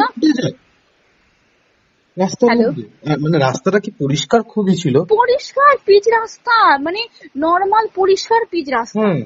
হ্যাঁ সেরকম ভিড় নেই, কিচ্ছু নেই। আর ওই যে গ্রামটার কথা বলছি, মাসিমণির গ্রামটার ভিতর জায়গাটা কানলা স্টেশনটা একটু আসতে হয়, কিন্তু জায়গাটা যে খুব ভিড় ভাড়টা তা নয়। কানলা স্টেশনে এসে ভিড় ভাড়টা, কিন্তু ওই গ্রামের রাস্তা থেকে, পিচ রাস্তা থেকে কোনো সেরকম ভিড় ভাড়টা নেই। দুপাশে চাষের জমি, বাগান, অন্যান্য গ্রাম পড়বে, কিন্তু কোনো জায়গায় কোনো ভিড় ভাড়টা নেই। সাইড দেয়া হলো এইরকম ফাঁকা রাস্তাতে টোটোটা যেন খেলনা উল্টানোর মতো, মানে সেই আমরা যেমন টিভিতে যেমন সুপারম্যান দেখি না, সেই রকম উল্টে দেয় টোটো, বলছে টোটোটাকে হয়তো উল্টে দিল। তো মা তো ভীষণ ভয় খেয়ে গেল। যাক সবাই আসবে বলে এটা কি করে উল্টালো, কি ভাবেছে। আশপাশ থেকে লোকজন এলো, মা তখন কি করেছে, সেগুলোকে নিয়ে ট্রেনের দিকে চলে আসতে পারলে মা বাঁচে। ওরা তো সব লোকজনটাকে দেখতে লাগলো, সেই লোকটাকে সঙ্গে সঙ্গে হসপিটালাইজ করলো, কানলা হসপিটালে নিয়ে গেল। মা আসার পথে মা ট্রেন ধরেছে, মা মেমারির দিকে মা চেপে গেছে অন্য একটা রুটের ট্রেনে। তার মানে মা চাপেওনি, মাকে চাপিয়ে দেওয়া হয়েছে। একজন মহিলা মাকে এসে বলছে যে আপনি মেমারি যাবেন তো? মা বলছে হ্যাঁ। তখন মা বলছে যে আমিও যাবো, জানেন তো আমিও যাবো, চলুন একসাথে যাবো দিয়ে বলে মাকে সম্পূর্ণ উল্টো রুটের ট্রেনেতে মাকে চাপিয়ে দিয়েছে। মা তখন বলছে যে আমি তো মেমারির দিকে যাবো, তো আমি পান্ডুয়ার দিকে যাচ্ছি মনে হচ্ছে। মায়ের তো সন্দেহ হয়েছে। মা তখন ট্রেন মানে পাশে ট্রেনেতে একজন ছিল, তো তখন দাঁড়ান আপনি নামবেন না, আপনি একদম করবেন না, প্যানিক করবেন না, দাঁড়ান। মা তখন সম্ভবত কোন স্টেশনে, ওই পান্ডুয়ার যাবার একটু আগের যে একটা স্টেশন পড়ে, সেই স্টেশনে মাকে একজন নামিয়ে দিল। মা তো নেবে পুরো থস, তাকে খুঁজে কোথাও পেল না। মাকে যে ট্রেনে চাপিয়েছিল তাকে কিন্তু খুঁজে পেল না। মানে সে যে কে যে মাকে ট্রেনে চাপালো সেই মহিলাকে মা দেখতে পায়নি। তো যাই হোক মা নামলো, মাকে আশপাশের লোকেরা চোখে মুখে জল টল দিয়ে, ওখানে একটা চা বিক্রি করছিলেন একজন ছিলেন, উনি মাকে দেন, দিয়ে খেতে বলেন, ওনার দোকানের ফ্যান মায়ের দিকে ঘুরিয়ে দেন, বললেন দাঁড়ান দিদি আমি আপনাকে মেমারি ট্রেনে আমি আপনাকে চাপিয়ে দেবো। যাই হোক মা আমায় বারবার বলছে তুই এসেছিস? হ্যাঁ আমি ট্রেনে। বলে মাকে তুমি কোথায়? 2টো ট্রেন চলে গেল, আমি এখনো বসে আছি, তুমি কোথায়, কত দূরে তুমি? মা বলছে এই তো যাচ্ছি। তুমি এখন আসছো না? মা তখন আমাকে বলেনি, মা যেহেতু ট্রেনে আছে, মা আসার পরে আমাকে বললো যে আমাকে একজন ট্রেনে চাপিয়ে দিয়েছে। আর মণিমা তখন বারবার মাকে ফোন করছে যে প্রভু তুমি ঠিক আছে তো? মণিমা ওখান থেকে বুঝতে পারছেন যে মা হ্যাঁ কিছু ব্যাপার আছে। যেহেতু আমি মায়ের স্নান জল খাই, আমার শরীরে একটা অন্যরকম পাওয়ার আছে, মা তো আর সেটা খায় না। মা শুধুমাত্র জিনিসগুলো নিয়ে আসছে। মাকে যে এইভাবে অ্যাটাক, মাকে কিন্তু সে মানে টাচ করেও দেখেনি। যেহেতু যাই হোক মা তো মানে মেমারিতে এসে তখন আমার সমস্ত ঘটনা বলছে। আছি মা তুমি ঠিক আছো, আমি জানবো এটা আমার ঈশ্বরের আশীর্বাদ, মা জিনিসপত্র গুলো আমায় দেন, আর তুমি এবার সাবধানে যেও, তুই এবার সাবধানে যাচ্ছিস, আমার কিছু হবে না, আমার সঙ্গে আমার মা আছে, রেলের মা আমার সঙ্গে আমার আছে, আমার সঙ্গে সব সময় থাকেন, আমি বুঝতে পারি, তুমি সাবধানে বাড়ি যেও। তখন মণিমা খুব হাসছেন, বলছে কি বলবে এই কিছু বুঝতে পারলে? মা প্রথম দিকে বিশ্বাসও করছিল না এত কিছু ঘটনা। তখন মণিমা বললেন যে তোমার বেয়ান মানে আমার হাজবেন্ডের মা, তিনিও মারা গেছিলেন, আমার হাজবেন্ড যখন বছর 5 তখন মারা গেছিলেন, তো তারও মৃত্যুর পর মানে গতি হয়নি, তো উনি সেটাই ছিলেন, আমার মাকে যে ট্রেনে উঠিয়েছেন সেটাই ছিলেন। কেননা ওরা কিন্তু নেগেটিভ পাওয়ার একা থাকে না, ওরা দলবদ্ধ ভাবে থাকে। যাই বা হোক, আমাদের বাড়িতে আরো নেগেটিভ পাওয়ার। আমি জানতে চাইবো, তোমার এত প্রবলেম তোমার এই ফ্যামিলিতে, ঠিক আছে, তো তোমরা এগুলো জানতো তো সবাই, নাকি তুমি প্রথম? সবাই না, সবাই জানতো। মণিমা বললেন সবাই সব রকম জানি, আমার কাছ থেকে দোষ পাওয়ার পরেও তারা ক্লিন করেনি জিনিসগুলোকে, যে এটাকে ভালো করে শান্ত দেওয়া? না না না না, ওরা চায়নি ওই যে যে মানে নেগেটিভ পাওয়ারটা আমার হাজবেন্ডের সঙ্গে হাবি হতো, ওটাকে আমার ননদদা নিয়ে এসে পুঁতেছিল এই কারণে যাতে ওদের ভাই ওদের বশীভূত হয়ে থাকে, আমার সাথে যাতে বিবাদটা হয়। এবং শুধু তাই নয়, ওরা যে আমাকে যে ওই পয়জনটা খাইয়েছিল, ওকে বলেছিল যে তোর থেকে তোর বউ দেখতে ভালো, মানে যেটা মানে খুব কুরুচিকর আর কি কথাবার্তা, দেখতে ভালো, তোর বউ শিক্ষিত একটা ভালো ফ্যামিলি থেকে, তোর সঙ্গে ভাই নাও থাকতে পারে, যেহেতু তুই মেকানিক্যাল লাইনে আছিস, আমার হাজবেন্ড খুব একটা শিক্ষিত নয় ভাই, তো মেকানিক্যাল লাইনে আছিস, তা তোর সঙ্গে নাও থাকতে পারে ভাই, ওকে বশ করার জন্য তুই এগুলো খাওয়া। তো ও কিন্তু আমাকে খায়, হ্যাঁ, ও আমার হাজবেন্ড কিন্তু ভেবেছিল যে আমি হয়তো ওকে ছেড়ে যদি চলে যাই, ওর কিন্তু এই ভয়টা ছিল, ও এই জন্য আমাকে ওইগুলোকে নিয়ে এসে খাইয়েছিল। ও জানে যে আমি মরে যাবো, এটা কিন্তু ভাবেনি, ও জানে আমাকে ও মানে আটকে রাখবে। যেহেতু আমি মেয়েটা যখন ছোট তখন একবার রাগ করে চলে গেছিলাম, সেই ভয়টা ওর মধ্যে কাজ করে, ও সেই জন্য আমাকে কিন্তু এগুলো খাইয়েছিল। ও মানে এমনকি এগুলো ওই ব্ল্যাক ম্যাজিকটা করতে যে কিছু কিছু জিনিস যেগুলো লেগেছিল, আমার ইউজ করা স্যানিটারি ন্যাপকিন, আমার মানে জামার টুকরো, মানে নাইটি বা সালোয়ারের কোনো টুকরো, মাথার চুল, এগুলো ভাই ওই দিয়ে আসতে পারবে। মানে কি বলবো, মির্জাফর না থাকলে যেরকম সিরাজদৌল্লাকে কেউ ইয়ে করতে পারতো না, মারতেই পারতো না, আমার ক্ষেত্রে কিন্তু এটা হয়েছে। ও যদি এগুলো না দিয়ে আসতো, ওদের ক্ষমতা ছিল না আমাকে এইভাবে ফেলে, বিছানায় ফেলার মতো ক্ষমতা ওদের কারোর ছিল না। কারণ আমি জানতাম আমার সঙ্গে সঙ্গে আমার ঈশ্বর আছেন, কেন জানি না, আমার প্রচন্ড আমি ঈশ্বরে বিশ্বাসী, প্রচন্ড পরিমাণ, আর আমি কর্মে বিশ্বাসী, আমি যেমন কর্ম করব তেমন আমি ফল পাবো একদম। তো আমি মানে কি বলবো, তখন ওই মানে পরিস্থিতিতে ওই আমাকে ফেলেছিল, আর ওই যে পয়জনটা বলছি জলখাবার করতে হবে না, ওর সঙ্গে পয়জনটা ওই মিশিয়েছিল, ওকে ওরা ওই পয়জনটা দিয়েছিল, সেটা খেয়েই আমার এত কান্ড। তো দিদি, বর্তমানে আমি এখনই জানতে এক্সাইটেড আছি। বলো। তোমার যে হাজবেন্ড মানে দাদা, তিনি পরে জানতে পেরে কি স্টেপ নিল? এখন অনুশোচনা হয়, ওকে আমি 85% সুস্থ করে ফেলেছি, যেহেতু ওই যে নেগেটিভ পাওয়ারটাকে ধরেছিল, তার তো একটা সাইড এফেক্ট আছে। হ্যাঁ, আর ওকে ওই যে বলছি না যে জিনটাকে বাড়িতে যেটা পোঁতা হয়েছিল, ওটা ছিল একটা মুসলিমদের গলায় দড়ি দেওয়া মানুষের হাড়ের টুকরো বাড়িতে পোঁতা হয়েছিল, তার সঙ্গে ওর মা ছিল না, ওগুলোকে খোঁজার দরকার পড়েনি, জানো, ওগুলো বাড়িতে কোথায় পোঁতা যায়, কে আর খুঁজে। তো মণিমা ওখান থেকে কাজে, মণিমাগুলো দরকার নেই, ওগুলো ও থাক, ওগুলো হ্যাঁ উনি ঠিক করে দিয়েছেন, ওগুলো আস্তে আস্তে নষ্ট হয়ে যাবে। তো ফার্স্ট স্টেপ যেটা হলো একে ঠিক করা, এর গা বাঁধা বা সবাইকার প্রত্যেকের গা বেঁধে দেওয়া। মণিমা ফার্স্ট কাজ করলেন একে ঠিক করার জন্য, তখন উনি কবচ প্লাস ওকে ঠিক করার যেসব জিনিসপত্রগুলো, হ্যাঁ আমার মেয়েকেও আবার মানে ওরা জাদুটনা শুরু করে দিয়েছিল। মেয়েটা না আমার খুব ব্রিলিয়ান্ট গো, সেই ব্রিলিয়ান্ট মেয়ে আমার হাঁদা হয়ে যাচ্ছিল না, মানে এতটাই হাঁদা হয়ে যাচ্ছিল যে মেয়ে এখন সায়েন্স নিয়ে পড়ছে, যে তখন আমার মেয়ে কিন্তু অঙ্ক দেখলে মাথা খারাপ করে দিত, পড়তো না। ফার্স্ট হওয়া মেয়ে আমার হট করে যেন ফোর্থ হয়ে গেল, জানো। আমার মানে এত ধাক্কা লেগেছিল, কি করে একটা ফার্স্ট হওয়া মেয়ের এত অধঃপতন হয়। মানে চারিদিক দিয়ে আমাকে পুরো শেষ করে দিচ্ছিল। আমি ফাইন্যান্সিয়াল কোনো প্রবলেম হয়েছে?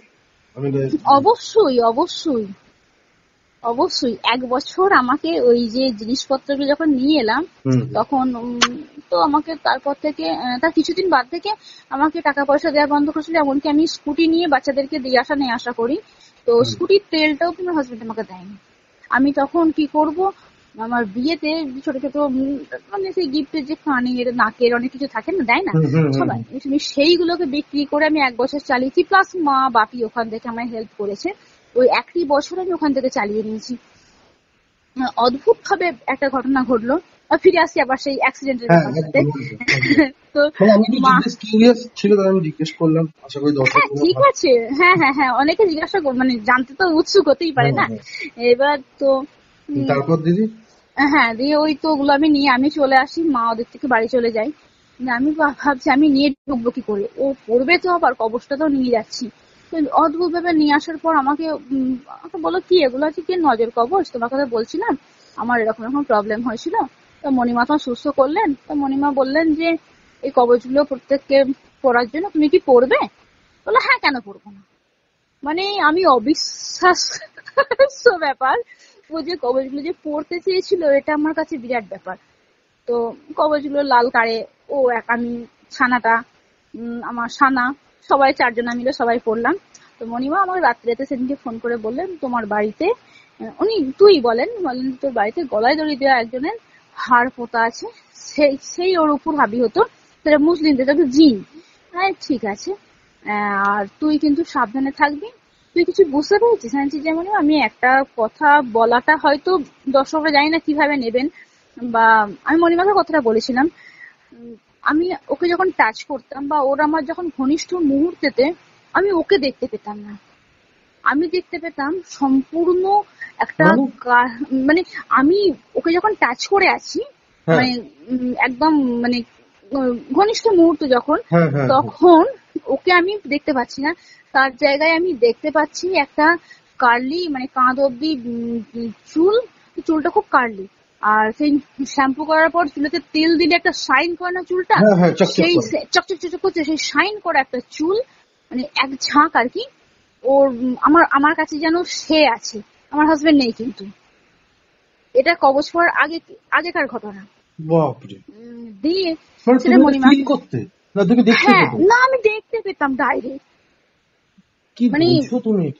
মানে আমি যখন মণিমাকে বলছি, মণিমা বলছে হ্যাঁ ওর মধ্যে একটা পৈশাচিক ব্যাপার আছে। হ্যাঁ পৈশাচিক ব্যাপারটা না মাঝে মাঝে মণিমা এমন ভাবে বেরিয়ে আসে।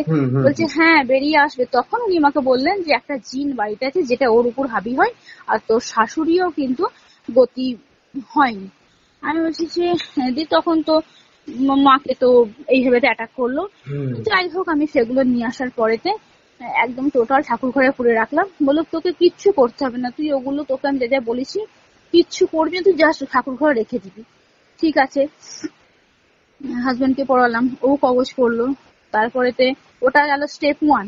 স্টেপ 2 সেটা তো আমাদের বিশ্বকর্মা পুজো হয় কারখানাতে, তোমাকে বললাম গ্রিলের কারখানা, বিশ্বকর্মা পুজো হয়।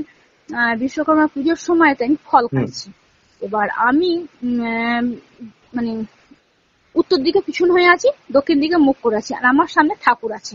ঠাকুরের সামনে একটুখানি 2 হাত ধরে ঠাকুর আছে, আর তারও পিছন দিকে একটা বেড রাখা আছে, মানে ছেলেগুলো সব শোয় আর কি ওখানেতে, কাজ ফাজ যারা করে। তো দেখছি অনেকটা বড়, সামনের দিকেতে মানে একদম দরজার সামনের দিকেতে ফলটা কাটছি, আর আমার বাঁ দিকেতে পুরো পিছন দিকেতে একদম কে একটা শুয়ে আছে। কি রকম দেখছি মানে সোজা চোখে দেখতে পাচ্ছি না, আমরা দেখবো যে সাইডে তাকিয়ে থাকি তার দুপাশের সাইড থেকে হালকা হালকা দেখতে পাই না, ঠিক সেই রকম করে মানে আর চোখে যেটাকে দেখা বলে আর কি। তো সেই রকম দেখছি বেডেতে একদম উপর হয়ে শুয়ে আছে। তো মানে গাটানা তখন একটু মানে ভিতর থেকে ভয় লাগছে, এরকম মনে হলো কেউ শুয়ে আছে।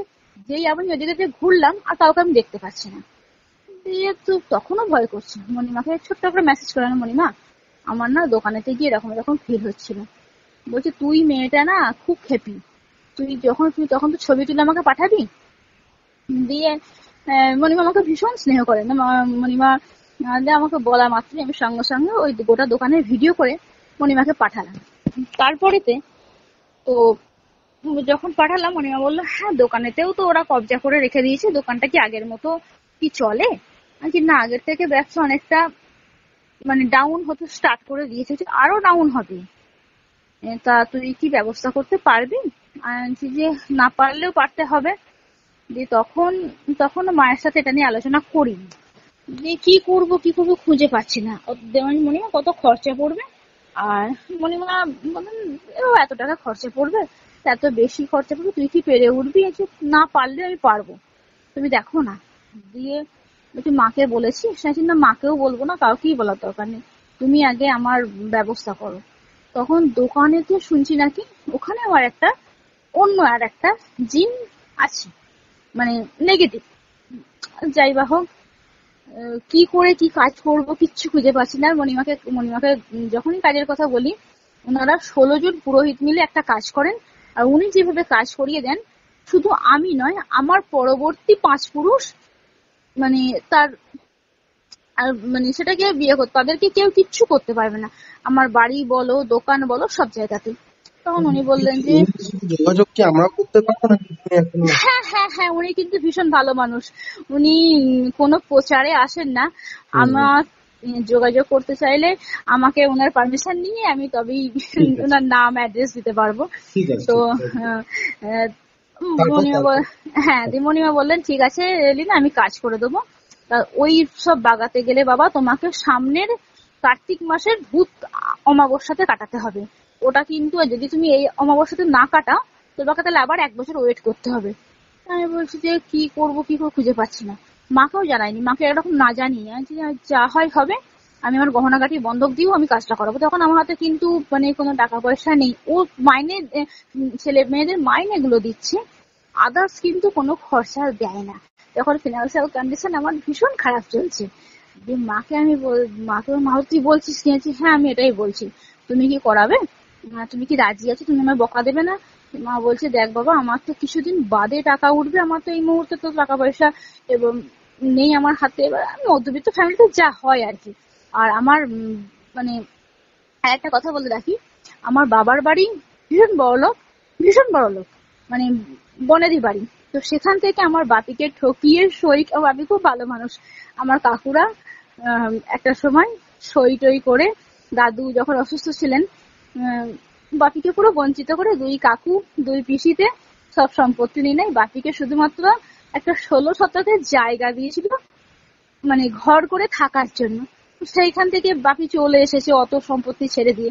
বাপির হাতেও যে খুব টাকা পয়সা আছে তাও নয়, তখনও বাপির স্ট্রাগল লাইফ চলছে। ছোটখাটো একটা দোকান বাড়িতে বানালো, বানিয়ে মা বাপি দুজনেই থাকে, ভাই আছে।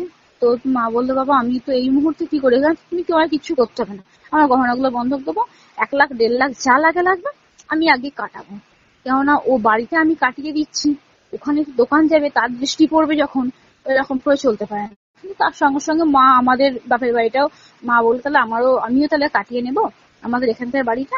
এই সবকিছু মিলিয়ে মা কিছু টাকা দেয়, আমি গহনা বন্ধক দিই, কিছু টাকা অ্যারেঞ্জ করি, ওটা এইসব মিলিয়ে মণিমাকে দেয়া হয়। মণিমা আমার কাছে 3 বছর টাইম নিয়েছিলেন, 2 বছর অলরেডি হয়ে গেছে। তা আমি আমার হাজবেন্ডকে 85% অব্দি সুস্থ করতে পেরেছি, বা সুস্থ হয়েও গেছে। আবার সেই আগের মতো যেরকম ভালো মানুষ যেরকম ছিল ঠিক সেরকম জায়গাতে চলে যাচ্ছে। বিজনেসটা এখন দাঁড়াচ্ছে আস্তে আস্তে। হ্যাঁ, বিজনেসটা আগের থেকে অনেক ইমপ্রুভ করে গেছে, অনেক মানে এতটাই ইমপ্রুভ করে যাচ্ছে ও নিজেও বুঝতে পারছে। তোমার এইসব বন্ধক রাখা সোনাগুলো পেয়ে গেছে?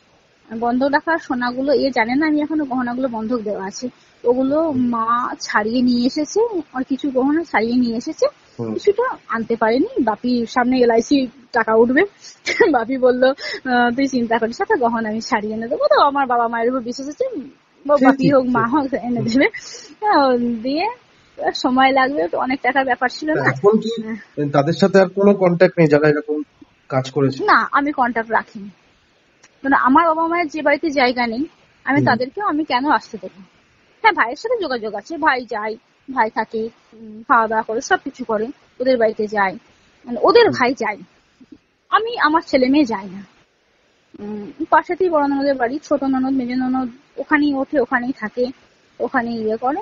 কিছুদিন আগে কি বলবো, যে বছর কাজ করালাম সেই বছর জুলাইতে কাজ করেছি, তো তারপরে ডিসেম্বরেতে, মানে সেই বছর ডিসেম্বরেতে বড় ননদের নাতির মানে অন্নপ্রাশন ছিল, তো হাজবেন্ড গিয়েছিল, আমি যাইনি।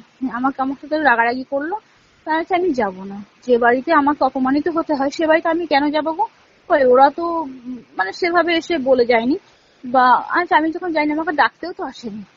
তোমার দিদি তুমি যাও না, আমি তো তোমাকে বারণ করছি না, তুমি যাও, আমাকে তুমি জোর করবে না। আমি ছিলামও না, আমি ছেলেকে নিয়ে অ্যাবাকাসে চলে গেছিলাম, সঙ্গে মেয়েটাকে বলো তুই চল আমার কাছে গিয়ে বসে থাকবি, দিয়ে ওকে নিয়েও চলে গেছিলাম। যাই বাবা, ওরা আসে না কিছু, ওরাও সাহস করে কিছু বলতে পারে না, মানে ভিতরে ওদের আগুন জ্বললে ওপরে আর বার করতে পারে না কিছু। এটা হচ্ছে তোমার লাইফের ঘটনা। এবার আমরা ঢুকবো পিয়ালারে। এদেরকে এবার পিয়ালারে যাবো। এদেরকে দমন করা হলো, এত কিছু নিয়ে এদেরকে দমন করলাম। পিয়ালারেতেও সেম জিনিস আমি দেখতে পাই। আমি যখন এই আফটার 30 পরে দেখছি, আমি মানে সুপ্রিয়া ম্যাম উনি যখন আমার পিএলআর করছেন, আমি পিয়ালি দি অর্থাৎ পিয়ালি সরকারের একটা পডকাস্টে দেখি, জানতে পারি। তো তাহলে যোগাযোগ করতে হয়। আর সব থেকে বড় কথা, একটা রিয়েলিটি শো হতো, তুমি দেখেছো কি জানি না, রাজ পিছলে জানাম কা, ওই রিয়েলিটি রবি কিষান ছিলেন, উনি অ্যাঙ্কারিং করতেন। আমার ওটা ভীষণ ভালো লাগতো, আমি ওটাকে শুধু দেখতাম না, হা করে গিলতাম। তৃপ্তি জেন। তো উনার দেখতাম, তো আমি ভাবলাম তখন আমি যদি এরকম পিএলআর করতে পারতাম না, তখন জানতাম না তাকে পিএলআর বলে, আমি যদি এরকম যেতে পারতাম না, এরকম ভাবতাম। কিভাবে যাবো কিছু জানি না। তো একদিনকে এরকম মানে ইউটিউব স্ক্রল করতে করতে পিয়ালিদির একটা পডকাস্ট দেখি, ওটা ফেসবুকে দেখেছিলাম। ফেসবুক থেকে আমি ইউটিউবেতে আসি, তখন উনি বললেন যে উনি সুপ্রিয়া ম্যামের কাছে উনি শিখেছেন। তো আমি ওনাকে যোগাযোগ করতে, সুপ্রিয়া ম্যামের সাথে যোগাযোগ হলো। তো ম্যাম তো ভীষণ ভালো মানুষ, আর ম্যাম আমাকে একটা ভিডিও করে পাঠাতে বলেছিলেন। আসতে চলেছে আমার চ্যানেল। আচ্ছা, ওনার সাথে আমার পডকাস্ট অলরেডি হয়ে গেছে। হ্যাঁ, আচ্ছা। ম্যাম আমাকে না খুব ভালো মানুষ, আর মানে ম্যামের কথা শুনলে না মানে মনটা এত ভালো হয়ে যায়। কথার মধ্যে একটা মধুরতা আছে, যারা পরে শুনবে, ঠিক আছে? মানে অনেকে জানে না, ওনার সাথে তো আগে কোনো পডকাস্ট হয়নি, একটা পডকাস্ট উনি করেছেন। আচ্ছা, কিন্তু আমার সাথে যে পডকাস্ট হয়েছে দুর্দান্ত হয়েছে।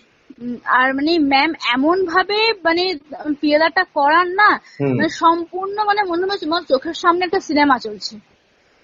আর আমি তো ম্যামের সাথে তো যোগাযোগ হলো, ম্যাম বললেন সবকিছু কথা টথা হলো। তো ম্যাম আমাকে একটা ভিডিও করে পাঠাতে বলেছিলেন, আমি ভাই সময় পাইনি, কেন দুটো ছেলে মেয়েকে নিয়ে, আর আমার নিজেও টুকটাক কিছু কাজ করি, হাতের কাজ। তো সেই সবগুলোকে নিয়ে আমার এই মিস্ত্রিদের রান্না বান্না, বাড়ির রান্না এই করতে করতে আমি এক ফোঁটা সময় পাইনি। একবার পাঠিয়েছিলাম, তো ফ্যানের আওয়াজ হচ্ছিল, তো পরে ওনার একটা ভিডিও আমি সময় করে আবার পাঠাবো, চেষ্টায় আছি, অবশ্যই পাঠাবো। তো যাই বা হোক, উনি আমার পিএলআই যখন করাচ্ছিলেন সেদিনকে কারেন্টও ছিল না দুপুর বেলাতে, মানে এতটাই অস্বস্তি অবস্থা। দিয়ে আমার মেয়ে বললো যে মামনি আমি থাকবো তোমার সাথে। তুই তাহলে থাক।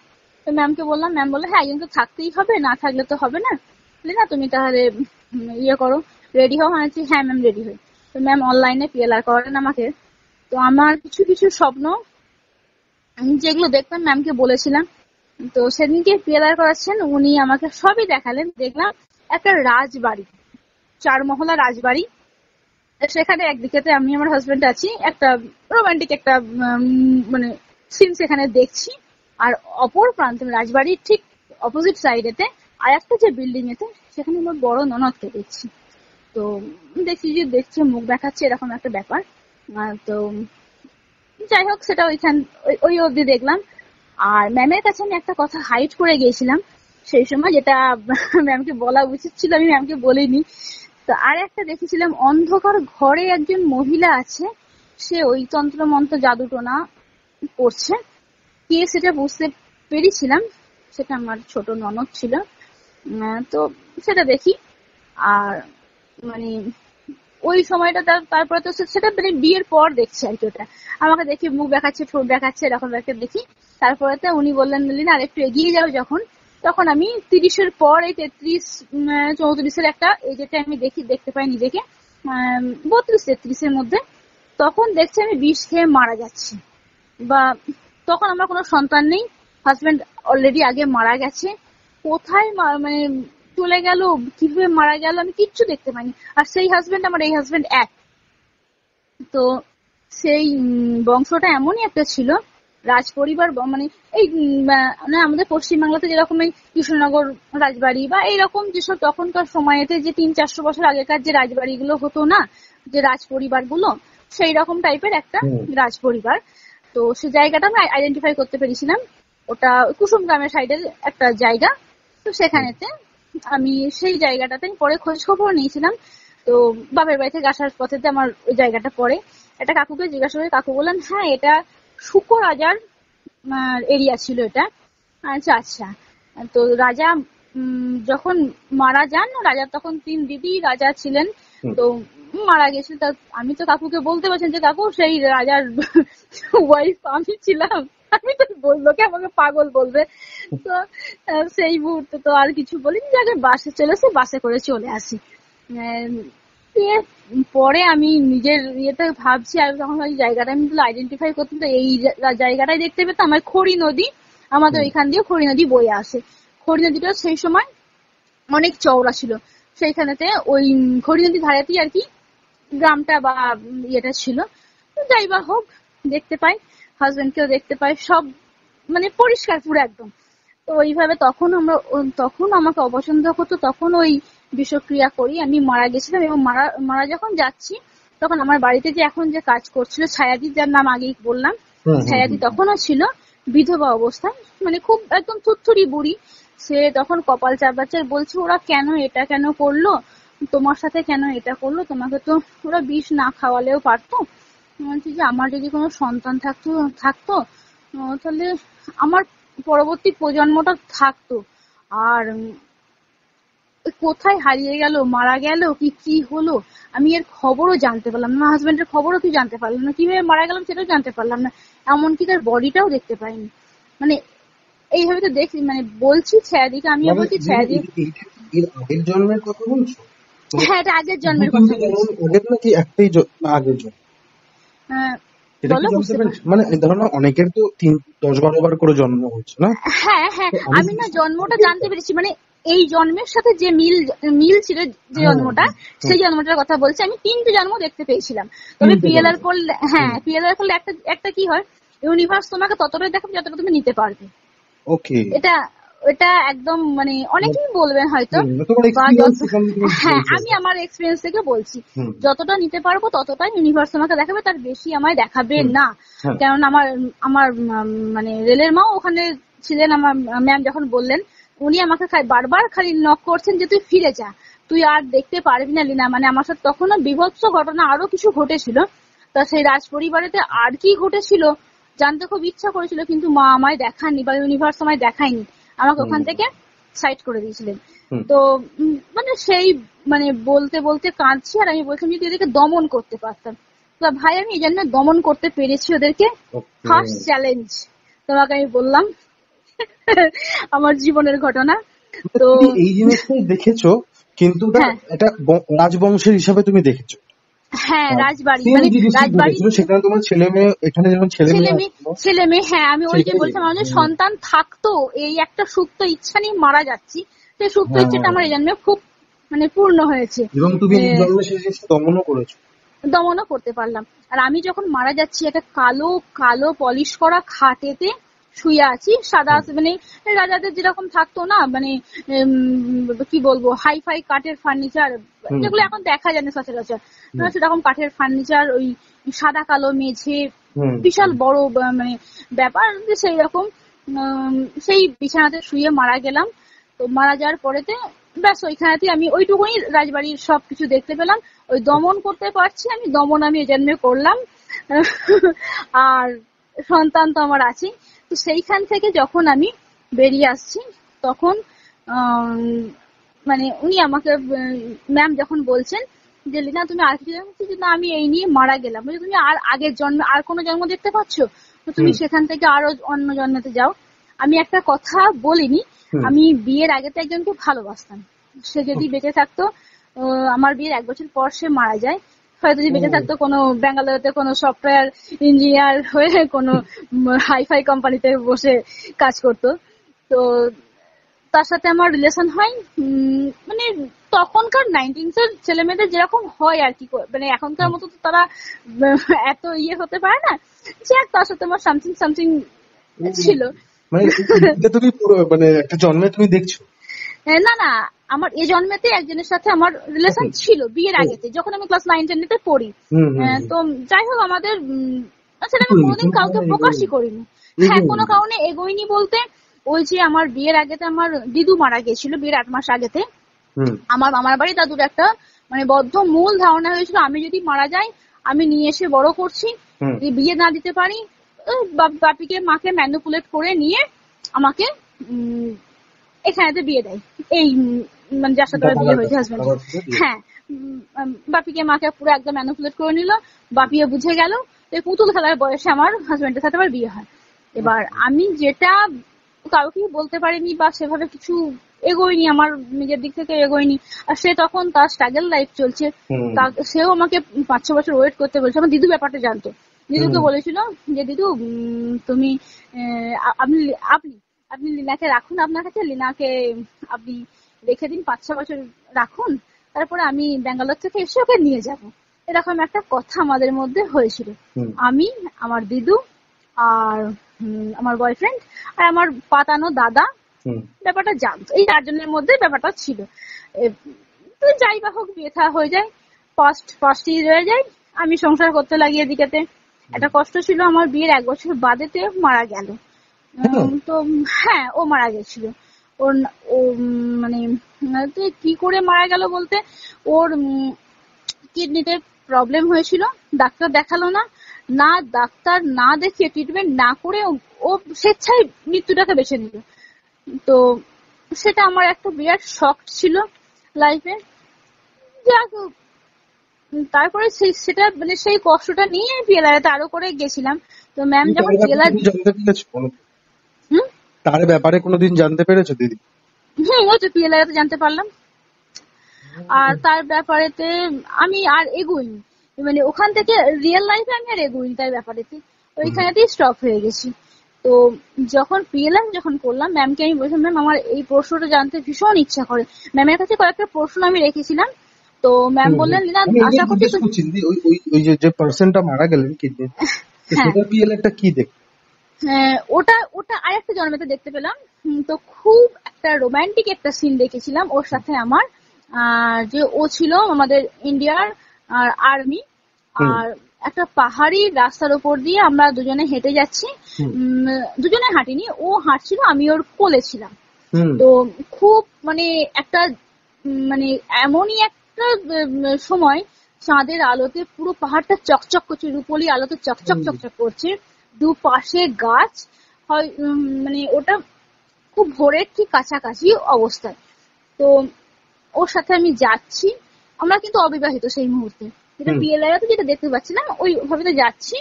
তো হঠাৎ দেখলাম মানে জঙ্গি হামলা হচ্ছে। জঙ্গি হামলা বলতে মানে হেলিকপ্টার আসছে। কিন্তু ও তখন আমাকে প্রোটেক্ট করার জন্য আমার হাত ধরে দুজনে মিলে ছুটছি। আমি এটা কিন্তু স্বপ্নেও দেখেছি ঘটনাটা। আর হ্যাঁ, আমি কিছু কিছু ঘটনার স্বপ্নে দেখেছিলাম, ম্যাডামকে আমি সেগুলো বলেছিলাম যে ম্যাম আমি এরকম কিছু ঘটনা আমি স্বপ্নে দেখতে পাই। আমি সেগুলো ম্যাডামকে বলেছিলাম, আমার রিয়েল লাইফের ঘটনা ম্যাডামকে সেটাও মিল পেলাম। আর ওর সাথে আমি এই ঘটনাটা আমি দেখতে পেতাম, বারবার দেখতে পেয়েছি। ম্যাডাম বললো দেখো লিনা তুমি পিএলআর করো, পিএলআর করলে তুমি এটাও দেখো, তোমার কাছে পরিষ্কার হয়ে যাবে। যাক, এটা হাজবেন্ডের সাথে এই ঘটনাটাও এটাও পরিষ্কার হয়ে গেল, আর ওটাও আমি দেখতাম। তখন ম্যাডামকে বললাম, ম্যাডাম বললো ঠিক আছে তুমি দেখো না, পিএলআইতে তুমি যাও, দেখো তুমি সব তুমি দেখতে পাবে। ওই হাত ধরে ছোটাটা, আমি সাদা সালোয়ার পরেছিলাম আর আমি ওর হাত ধরে মানে হু করে ছুটছি। AK-47, আমি জানতাম না যে ওটাকে AK-47 সেই মুহূর্তে বলে, মানে এই স্বপ্নটা আমি ছোট্টবেলা থেকে দেখে আসছি। এই AK-47 আমার মাও বলে যে তখন AK-47 কি জিনিস আমিও জানতাম না, তুই দেখে খালি বলতো AK-47 পরে কে গুলি করলো। এবার ওই ঘটনাটা আমার সাথে মায়ের সাথে মনেও নেই আমার, যে মাকে আমি এত কিছু বলতাম কখন। আর আমার পিঠে অদ্ভুত ভাবে একটা ব্যথা হতো পিঠের মাঝখানেতে। এবার আমরা গ্রামের মেয়ে, পুকুরে স্নান করেছি, গাছে উঠেছি, সাইকেল নিয়ে মানে দৌড়েছি, এরকম একটা ব্যাপার। খেলতাম যখন পিঠে একটা অদ্ভুত করে খচখচ করে লাগতো, কেন লাগতো জানি না। বাড়িতে বলতাম, দেখতো এক্সরে করেছে কিছু পাইনি, পিঠের ঠিক মিডিলেতে একদম।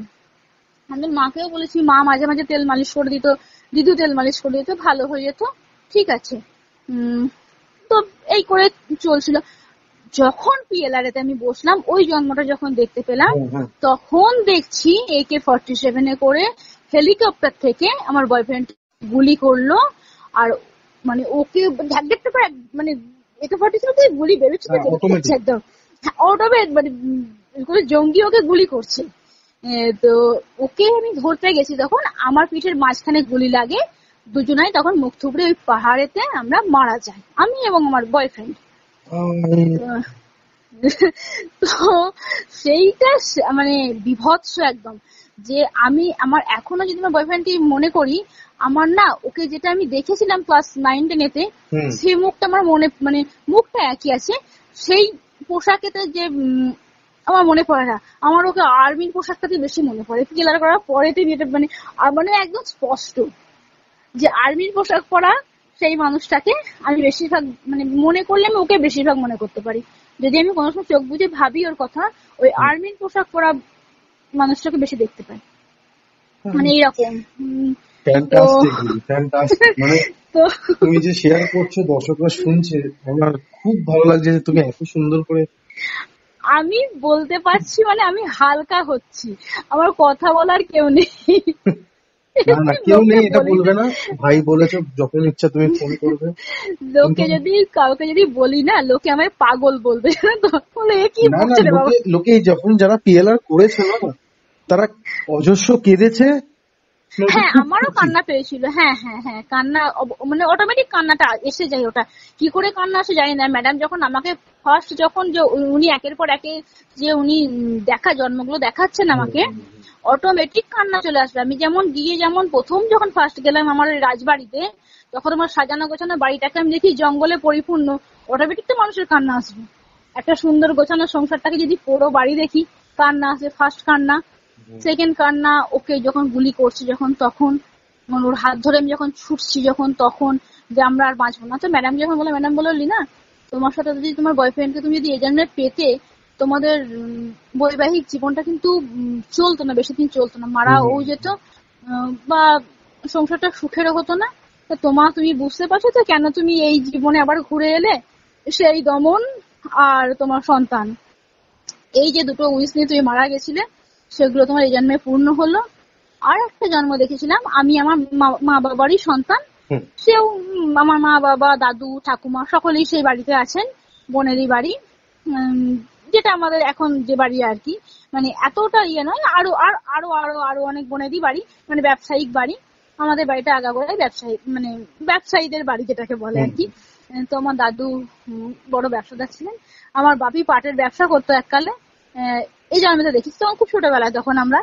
আর মানে বাপি মায়ের সঙ্গে যে জন্মটা আমি দেখেছি, সেটা ওই খড়ি নদীর ধারেতেই, মানে আমি ওই জায়গাটা জুড়েই বারবার জন্মেছি, মানে ওইটাই আমার জন্মস্থান। ওই রাঢ় অঞ্চলটাই আমার, মানে আমাদের বাংলার যেটা রাঢ় অঞ্চল, ওই জায়গাটা নিয়ে আমার জন্ম হয়েছে বারবার। তো তখন দেখছি বাপি, তখনকার সময় সাইকেল নিয়ে যাতায়াত করা মানে তখন বিশাল ব্যাপার। আর সেই সময় গ্রাম বাংলা আস্তে আস্তে উন্নত হচ্ছে, তখন স্কুল টুল কিছু কিছু গ্রামের স্কুল হয়েছে, কিছু কিছু। বাপি নৌকা করে পাটের ব্যবসা করতো বহু কাল আগে, 150-200 বছর আগেকার কথা। তো মাকে বললাম, মা বলছে হ্যাঁ হ্যাঁ তোর বাপি আজম্মকাল পাটের ব্যবসা করে, মানে বাপিকে একটু লাগানোর জন্যই বলছে আজম্মকাল পাটের ব্যবসা করে গেছে। আমি বলছি না গো মা, আমি এরকম এরকম বাপিকে দেখছি পাটের ব্যবসা করতে সাইকেল নিয়ে, তুমি আমায় কোলে নিয়ে ঘুরছো। মা বলছে যে ওই জন্যই তোর সঙ্গে আমার এখন এত টান বল। আর মামাকে, মানে আমার ডাক নাম বাবলি, মা আমায় খেপি বলে ডাকে। বলছে হ্যাঁ খেপি বল, তোর জন্যই আমার, তোর সঙ্গে আমার জন্য এত তোর কিছু হলে আমার এত ভিতরটা এত কষ্ট হয়। আর সত্যি আমি যদি মাকে নাও বলি, মা কি করে যে বুঝতে পেরেছে যে আমি জানি না। আমার বাপিও বুঝতে পারে, মাও বুঝতে পারে, মানে অনেক ভীষণ কান্নাকাটি করে।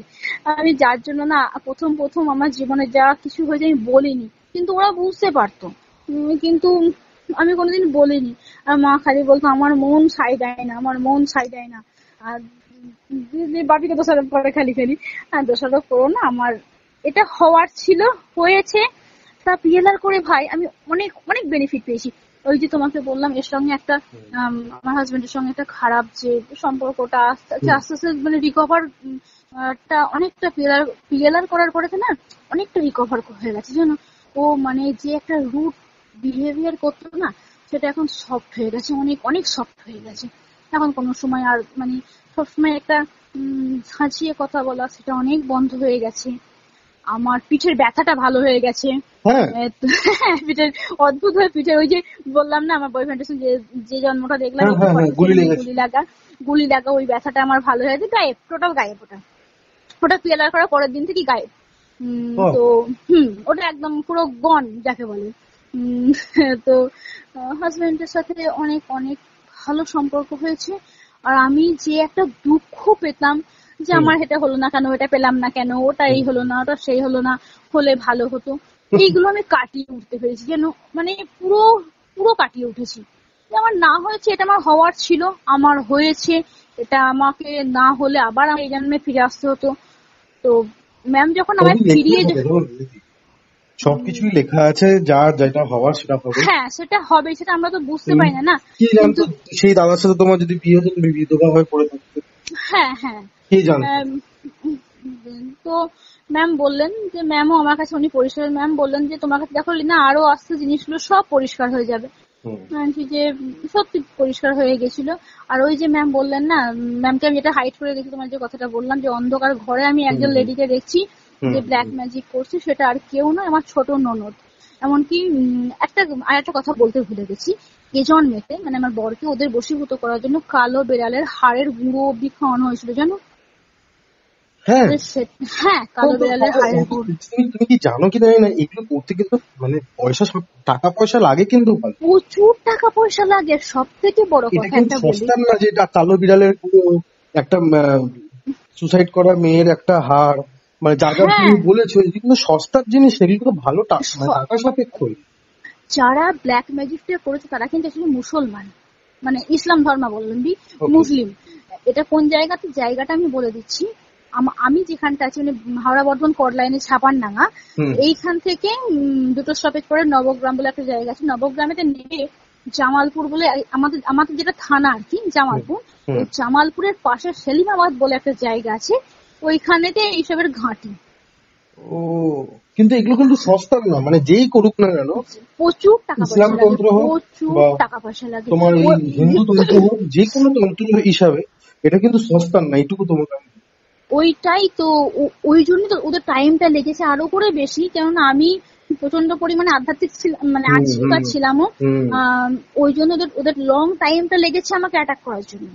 আর মণিমা যখন করলেন, মণিমা আমাকে বললেন দেখ বাবা আমার কিন্তু এটা ম্যাজিক নয়, আমি কিন্তু এই কালোটাকে কাটাবো, কাটিয়ে সম্পূর্ণ মায়ের পায়ে তোদেরকে নিয়ে আসবো, তোরা মায়ের ছত্রছায়ায় থাকবি, তোদেরকে যখন আমি আমার 3টে বছর মিনিমাম সময় লাগবে। একদম সময়ের ব্যাপার এগুলো। হ্যাঁ সময়ের ব্যাপার, কিন্তু ওদের হয়ে গেল সেটা কিন্তু ওদের করতে আমাকে সময় লেগেছিল, অনেকটা টাইম সময় লেগেছিল। আর ওরা আরো করে আমার হাজবেন্ডের উপরে যে নেগেটিভ পাওয়ারটা হাবি হতো, ওটাকে আমার শ্বশুর মশাই মারা যাবার পরেতে ওটাকে ওরা আরো পাওয়ারফুল করলো। ওরা অলরেডি পুঁতে রেখেছিল আগে, ওটাকে আরো পাওয়ারফুল করেছিল।